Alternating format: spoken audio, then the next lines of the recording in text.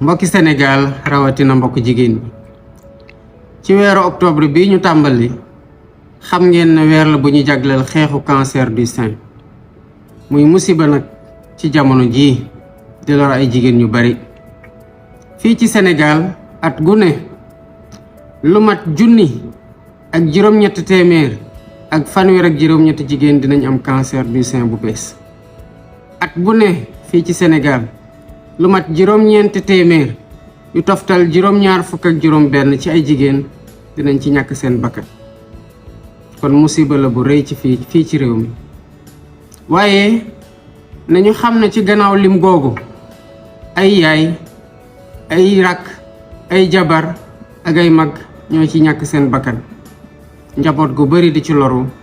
di dëkk ci ay naqar ak i tiis waaye tamit ñuy bàyyi seen gannaaw ay jirim yu bari loolu moo tax may woo ñëpp sénégalais yëpp sénégalaises yëpp ku ne na nga dugal sa loxo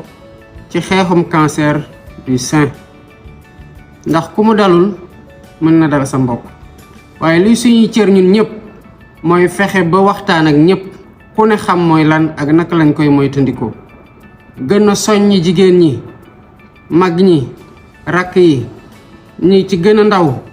ñëpp dem saytuwaat seen yaram laata sax dara di feeñ waaye saytu sa yaram dina tax kenn ñaanu ko yàlla waaye bu feeñee dina tax ñu mën ko teel a jël en charge bu mën a sauver ay bakkan yu bari gouvernement bi dina ci taxawaay gu mat sëkk